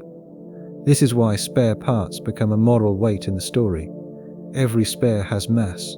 Every spare occupies storage. Every spare needs to be protected from the same environment that threatens the active system. Yet the spare not carried may become the part that ends the mission. Pluto turns preparation into a set of painful choices long before the first hatch opens. The base has to predict its own future failures with enough humility to survive them. Distance also changes medicine. NASA's human spaceflight risk material treats health away from Earth as a serious mission concern, and Pluto would push that concern to an extreme. A medical problem is not simply a medical problem when evacuation is remote beyond ordinary imagination. It becomes a habitat problem, a crew capacity problem, a supplies problem, and a time problem. The person and the machine cannot be separated. Each depends on the other staying repairable. Distance would also alter how the crew thinks about learning. On a nearer mission, a surprise might become a conversation with Earth, then a revised procedure, then new hardware on a later supply path. At Pluto, that chain stretches until the local team must live with uncertainty for far longer. This makes conservative design less boring than it sounds. A conservative system is not timid in a place like Pluto. It is honest about remoteness. It assumes that a bad day may have to be solved by the same people who are already tired from the bad day. It assumes that a spare used today may not be replaced for a very long time. The distance also changes courage. Courage there would look less like rushing toward danger and more like refusing unnecessary risk.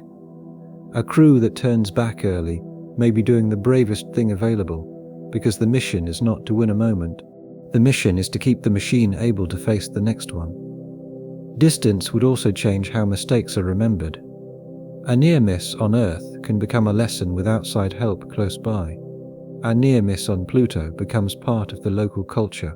The crew would carry it into every later checklist, because the same class of mistake might return before any new hardware can. This is where isolation becomes more than loneliness. It becomes the condition under which learning happens. The base has to learn without spending the margins that allow it to keep learning. That is a hard way to live. Distance also makes local manufacturing tempting, but the research base here stays cautious. We can say that spares matter. We can say repair skill matters. We should not pretend a vague future workshop solves the problem. A Pluto base would still need materials, tools, feedstock, energy, and people who can use them under pressure. Even repair capacity has to be kept alive by the same larger system it is meant to protect. A distant mission would also need memory. Every anomaly becomes data for the next one. A sticky latch, an odd frost pattern, a power draw that ran high during a repair. None of these details can be treated as clutter. They are how the base learns. In a place where help is far away, good records become another kind of spare part. They let future decisions borrow from past mistakes without paying the full price again. The best place to look is not always the best place to live. Pluto makes that almost painfully obvious. The planet's most striking terrain includes bright frost on elevated peaks, broad active plains, and surface patterns that reveal a world with real environmental motion. Those are exactly the places a human imagination wants to stand inside. They are also the places most likely to remind engineering that beauty and survivability are not the same category. Take the frost-bright mountains first. They are among the strongest visual proofs that Pluto's atmosphere and terrain interact. A base near them would sit inside one of the clearest signs that the world is not inert. Yet the same fact creates caution. Frost is not simply scenery, it is evidence of deposition. It implies that local conditions are participating in a process. A place that makes for a strong view may also make for repeated outside burden, more careful maintenance, and more uncertainty about what accumulates where over time. Now turn to the big plains. A smooth basin can look practical because flat ground feels stable to human instinct. But the same research pack that rescues Pluto from stillness warns us not to treat active volatile ices as ordinary foundation. If the ground is part of a slow-moving system, then apparent calm is not the same as deep predictability. A broad, pale floor may be the best available option in one sense, and still carry subtler mechanical questions in another. The habitat does not need the ground to be dramatic for the ground to matter. That is why Pluto turns geography into risk accounting. A site has to be judged for thermal behavior, access, long-term stability, outside work burden, exposure, and how much local environmental activity it may translate into maintenance overhead. The most dramatic region may produce wonderful science while asking too much of the survival system. A visually modest region may offer better margins while increasing travel cost to the most interesting terrain. On Pluto, even that trade-off grows teeth because every extra trip outside is a power cost, a suit cost, and a cumulative risk. There is another quiet pressure here. A poor site may not fail through one large event. It may fail by repeatedly adding small burdens to an already loaded machine. Slightly worse deposition, slightly harder access, slightly more time outside during maintenance, slightly less predictable ground behavior, slightly greater thermal trouble. In a setting this remote, repeated slight penalties may be more dangerous than one obvious obstacle because they quietly consume spares, time, and crew attention. So the practical Pluto might look disappointing on first sight glance, not because it becomes safe. Nothing on Pluto becomes safe by comparison with Earth, but because engineering tends to choose the least hostile compromise, not the most beautiful planetary proof. The habitat wants a place where the outside gives it the fewest reasons to keep spending energy and human risk on correction. The camera wants the opposite. Pluto makes those desires diverge almost immediately. That divergence also teaches the right lesson about Pluto's activity. A more active world is scientifically richer. It is not thereby more habitable. The same evidence that makes the topic worth studying also complicates the selection of any site meant to support life. Beauty becomes suspect. Surprise becomes a data point in the risk ledger rather than a promise of hospitality. Imagine standing between three candidate sites: a ridge dressed in methane frost, a broad volatile plain with a deceptively clean horizon, ground that looks less dramatic but may ask less of every exposed repair. On a poster, the answer is obvious. On Pluto, the answer belongs to the machine. The site worth choosing is the one that gives pressure control, power systems, EVA schedules, and long-term maintenance the best chance to keep the outside out. That conclusion creates a more adult possibility and kills a simpler fantasy. Perhaps some places on Pluto are less impossible than others. That is not the same thing as safety. Pluto will insist on that distinction until the end. New Horizons makes site choice more honest because it gives more than a blank world to choose from. The heart-shaped plain, the high terrain with methane frost, the haze over the limb, and the signs of active ice all create places with different kinds of promise. A weaker story would choose the most striking scene and call it home. A better survival story asks what that scene demands from the base every week after the first landing. Heat from the habitat is one of the quiet questions. A warm machine placed on volatile rich ground is not simply sitting there, it is changing the local thermal situation around itself. The available evidence does not support a precise prediction for a specific building site, so the claim has to stay bounded. Still, the principle is fair. A human habitat would not be invisible to Pluto. It would leak heat, cast shadow, require access, and create local operating conditions that planners would need to understand. The safest looking ground may also be a compromise rather than a solution. Flat terrain can help construction and movement. Distance from high-interest science targets can increase outside travel. A place with less frost burden may have less visual value. A place with better stability may have worse access to the very features that made Pluto worth visiting. Site choice becomes the point where curiosity, safety, power, and maintenance begin arguing with one another. A site would also decide what kind of science becomes easy. Put the base near frost-rich terrain and some observations improve. Put it on quieter ground and external travel may grow longer.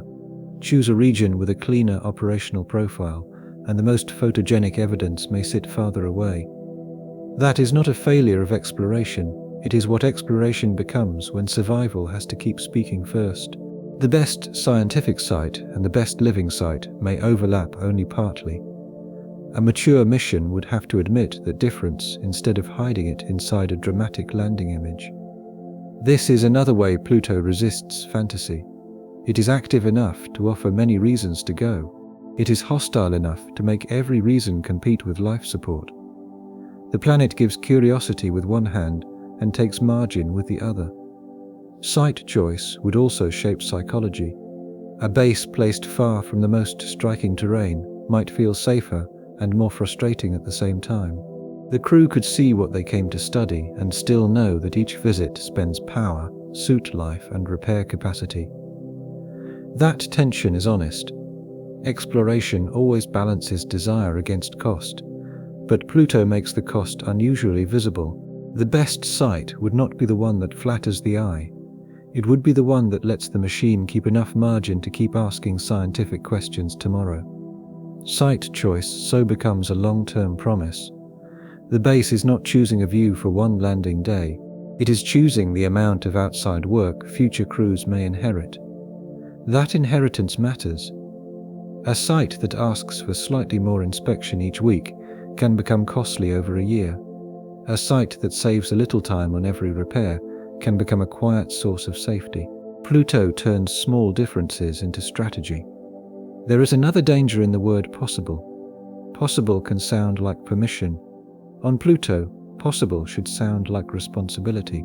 If a base can be imagined, then the honest next move is to count what it must carry, protect, replace, monitor, and repair. The word possible opens the ledger. It does not close the case. Human beings are drawn to clean verdicts because clean verdicts relieve us of the need to think any further. Impossible or possible, deadly or survivable. End the topic or green-light the mission. Pluto refuses that comfort. An exposed human cannot survive there. That part is clean. A sealed habitat introduces a different category. It is conceptually imaginable. With enough power, redundancy, environmental control, repair capacity, and disciplined procedure, a small artificial refuge can be described without breaking the evidence. But describable is not the same as livable in any relaxed sense, and it is nowhere near safe. That distinction is the real survival answer. A Pluto base would not represent victory over the environment. It would represent the temporary and costly exclusion of the environment. The outside would not become more human. The machine inside would keep reproducing a thin slice of Earth and keep hoping its own margins remained wider than the next failure. Every day of survival would be mechanical, conditional, and earned again. The submarine comparison helps because it removes romance instead of adding it. A submarine can keep people alive deep in an ocean that remains unfit for unprotected human life. The ocean has not become kind. The machine has carried another environment into the water. A Pluto habitat would be that bargain in a colder and more distant setting. The outside is not survived directly. It is held back by seals, pumps, filters, stored energy, and disciplined maintenance. This is why Pluto's activity cannot be confused with hope. Haze does not help the lungs. Frost on mountains does not warm the habitat. Grain transport in dune fields does not make walking safer. Active ices do not create a friendlier foundation merely because they make the planet interesting. Every discovery that rescues Pluto from the dead world stereotype adds another layer of complexity to the system trying to survive there. The environment becomes richer and less forgiving at the same time. A base that works on paper still has to keep working in practice. Power must hold. Pressure must hold. Thermal control must hold. Water recovery and waste handling must hold. Suit operations must remain disciplined. Maintenance must keep winning the race against cumulative burden. Crew health must absorb low gravity and confinement. Site choice must prove wise over time, not simply in a render. Distance must not turn ordinary failures into unfixable ones. None of that makes the habitat impossible to imagine. All of it keeps the habitat far from safe. This is where a dead world would almost be easier to reason about. A dead world would still be merciless by cold and distance alone, but it would remove some environmental variables. Pluto does not remove them. Pluto adds haze, deposition, active ices, and transported grains. The scientific reward of those processes is exactly what increases the operational crowding around the habitat. The world is not helping the outpost. It is giving the outpost more conditions to live through. The conclusion has to stay bounded and exact. Pluto is not naturally habitable. Weather does not make it generous. A carefully described habitat does not turn it into a near-term colony. The honest answer is narrower and stronger. A base could survive there only as a sealed and heavily redundant artificial refuge. The open world never becomes tolerable for the body. The machine keeps the intolerable outside for one more day. That answer has a kind of discipline. It refuses the lazy line that Pluto is too cold. End of story. It also refuses the fantasy in which engineering turns the outer solar system into a problem of enthusiasm. Engineering on Pluto does not erase the world. It negotiates against it from inside a small circle of control. Once that is understood, Pluto becomes a clean question about what human survival depends on when Earth stops doing almost all of the hidden work. The word safe should be treated carefully at this stage. Safe compared with bare exposure is not the same as safe in the human sense. A submarine is safe compared with swimming in the deep ocean without protection. It is still a machine operating inside a lethal environment. A Pluto habitat would take that logic farther outward. The outside would remain lethal even if the pressure wall held beautifully for years. That helps separate two claims that often get tangled. A sealed and well-maintained system can be imagined on Pluto without violating known science. A different claim says Pluto becomes a practical human home. That second claim should be resisted. A place can be technically endurable and still be a punishing choice. The difference is not pessimism, it is respect for the number of systems that must keep winning. Every earlier piece now returns in a less dramatic but more demanding form. Cold becomes thermal control debt. Thin atmosphere becomes pressure vessel duty. Haze and frost become maintenance and sighting concerns. Dunes become evidence that tiny atmospheric action can still touch the ground. Weak sunlight becomes power architecture. Low gravity becomes health uncertainty. Distance becomes local responsibility. Each item is survivable in the abstract only, while all the others remain controlled too. There is one more reason less impossible is not safe. A system can work beautifully until it meets the maintenance burden that comes after success. The first day proves the design, while later days prove discipline. Over time, spares and procedures become part of the environment inside the wall. Pluto's distance makes that long tail harsher.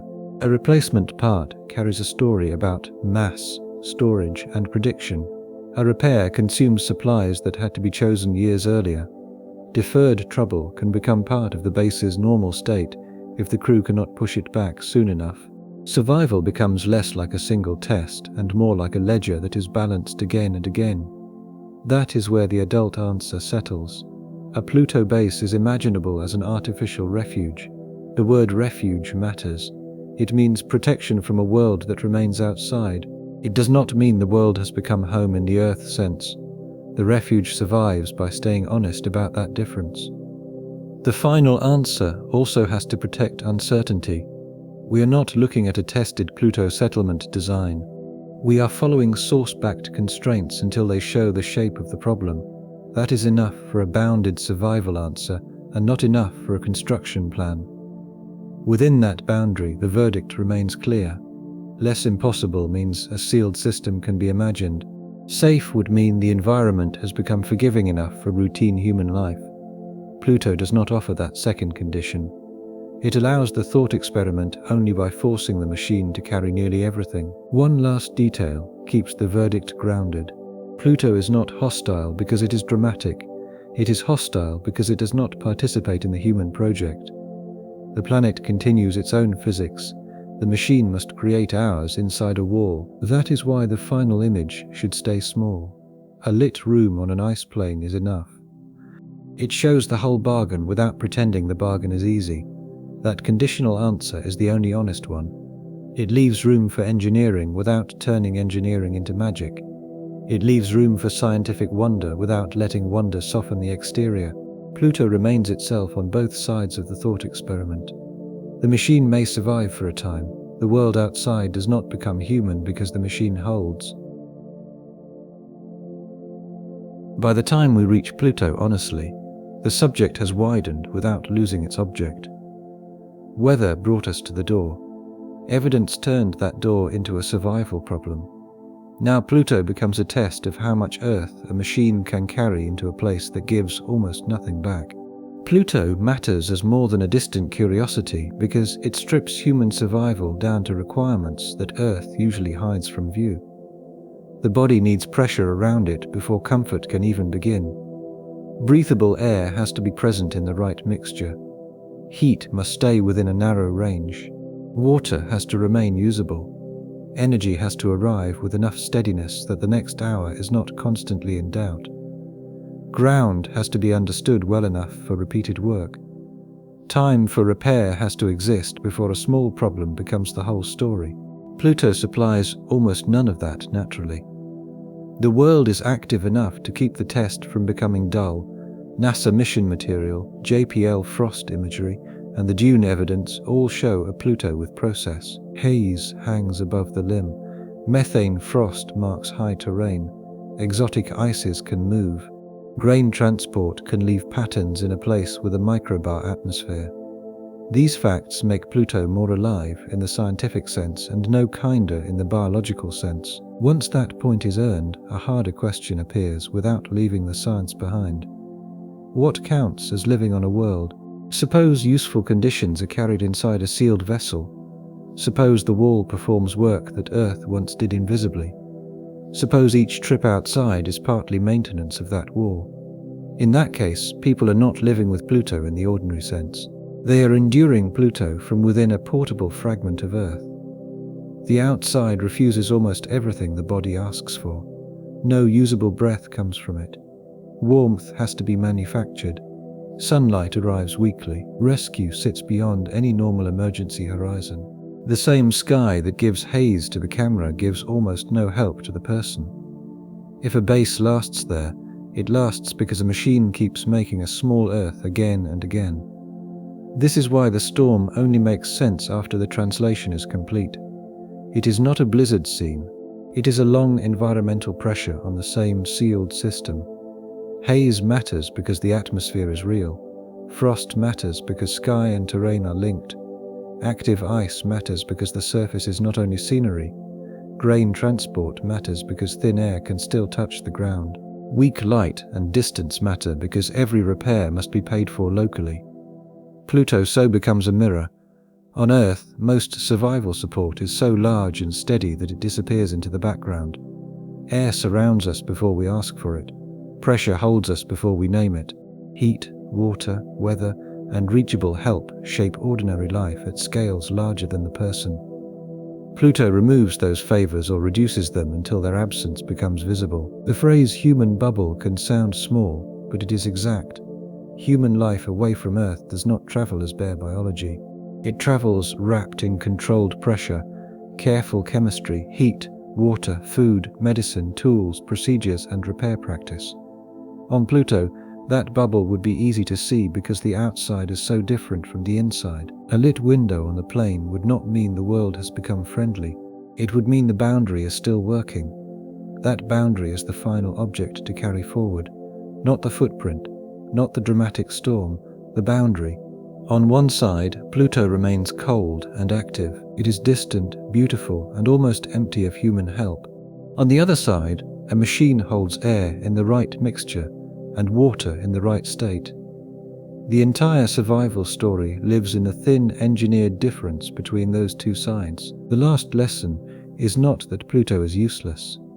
The lesson is that Pluto refuses easy categories. It is neither a dead prop nor a secret second Earth. Sky, activity, surface change, and scientific texture are all present. The exposed human body still receives almost nothing needed for life, so the small light in the habitat is the honest ending. It is not a flag of conquest. Think of it as a maintenance light. The pumps are still running, pressure is still holding, heat is still being paid for. People inside still belong to the tiny Earth the machine is making. That is the final pressure Pluto places on the imagination. To survive, there is not to master the world. It is to keep a boundary alive against it. The boundary would never get to rest. Haze may change slowly above it. Frost may write new marks on terrain nearby. A power system may ask for inspection at the worst hour.